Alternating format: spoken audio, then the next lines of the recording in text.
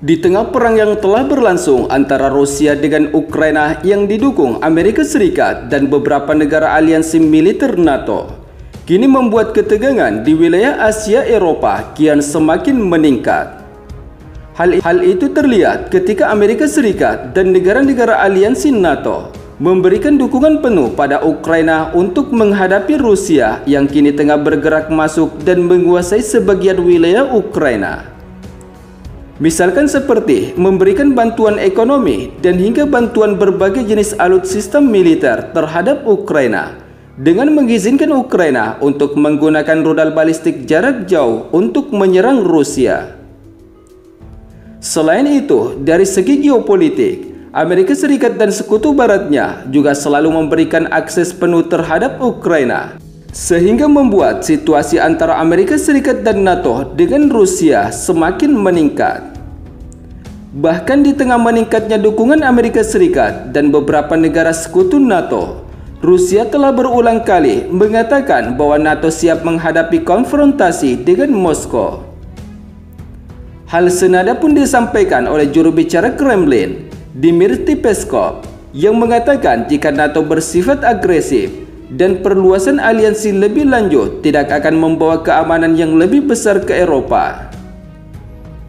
Di sisi lain, Duta Besar Rusia untuk Belgia, Alexander Tokovinin, juga menyampaikan dalam sebuah wawancara dengan media Sputnik bahwa NATO juga disebut sedang membangun potensi militernya dengan tujuan mempersiapkan konflik dengan Rusia.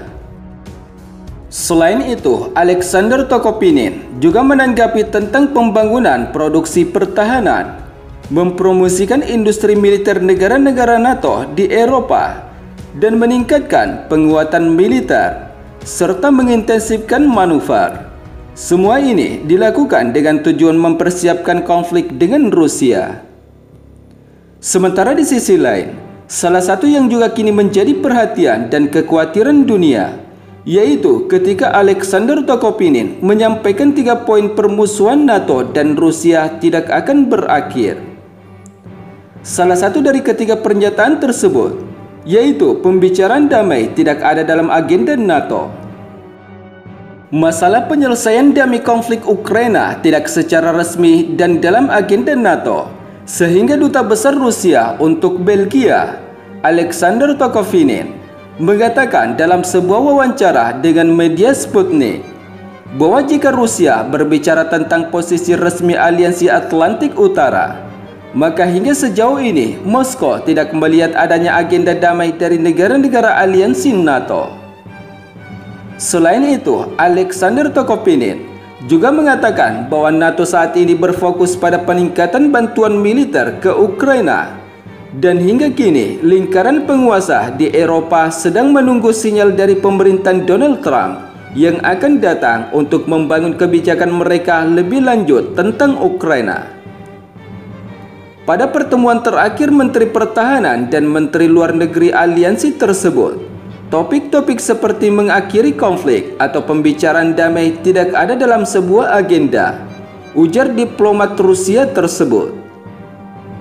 Sementara di sisi lain, berdasarkan beberapa sumber media informasi terkait yang kami kutip pada 31 Desember 2024, ketegangan Rusia dan NATO ini memang tampak kian semakin tak terkendali.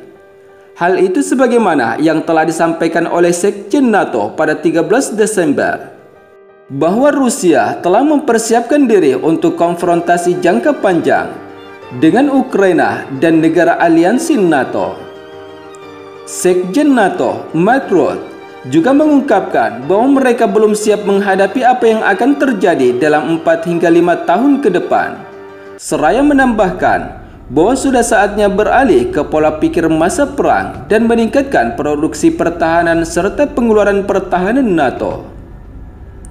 Selain tengah mempersiapkan segalanya untuk menghadapi militer Rusia, Sekretaris Jenderal NATO tersebut juga memperingatkan tentang ambisi Cina dengan mengatakan bahwa Beijing secara substansial membangun kekuatannya tanpa transparansi dan tanpa batas.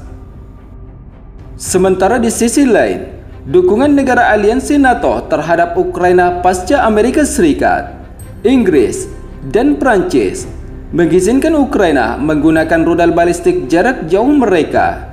Kini jumlah dukungan tersebut bertambah menjadi 6 negara Uni Eropa anggota NATO yang telah menaikkan dokumen tentang dukungan terhadap rencana Ukraina untuk bergabung dengan negara aliansi pimpinan Amerika Serikat tersebut.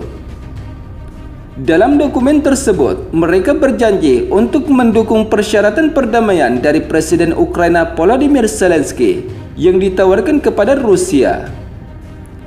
Namun walaupun demikian, sebelumnya Moskow telah menolak desakan Zelensky untuk memulihkan perbatasan Ukraina tahun 1991 sebagai syarat perdamaian dan menyebutnya sebagai hal yang sama sekali tidak dapat diterima. Sementara adapun ke-6 negara anggota NATO yang mendesak Moskow untuk mendukung persyaratan dokumen tersebut, yaitu Menteri Luar Negeri Inggris, Prancis, Spanyol, Jerman, Italia, dan Polandia yang turut menandatangani deklarasi setelah bertemu dengan mitra mereka dari Ukraina di Berlin. Namun pertemuan ke-6 Menteri Luar Negeri negara aliansi NATO di Berlin berlangsung di tengah ketidakpastian apakah Presiden terpilih Amerika Serikat, Donald Trump, akan melanjutkan bantuan militer dan keuangan tanpa syarat dari pemerintah sebelumnya ke Kiev. Hal itu mengingat Donald Trump yang akan menjabat pada 20 Januari 2025 mendatang telah menggambarkan bahwa Zelensky sebagai sales terhebat di dunia dan berjanji akan melakukan yang terbaik untuk segera mengakhiri konflik melalui diplomasi. Meskipun dia tidak menghasilkan rencana konkret selama kampanye pemilu Amerika Serikat, dan ia tampak terbuka untuk menekan Kiev agar memulai negosiasi dengan Moskow. Sementara di sisi lain, menurut beberapa sumber media informasi terkait yang kami kutip pada 31 Desember, salah satu penyebab perang Rusia dengan Ukraina yang terus berlanjut, yaitu ketika Amerika Serikat dan beberapa negara aliansi militer NATO seperti Inggris dan Prancis mengirim bantuan militer berupa rudal balistik jarak jauh ke Ukraina untuk menyerang Rusia lebih dalam lagi. Korea Utara sebagai salah satu sekutu utama Rusia di perang Rusia-Ukraina kini juga telah dikabarkan telah kembali menyuplai berbagai jenis alutsista militer untuk Rusia.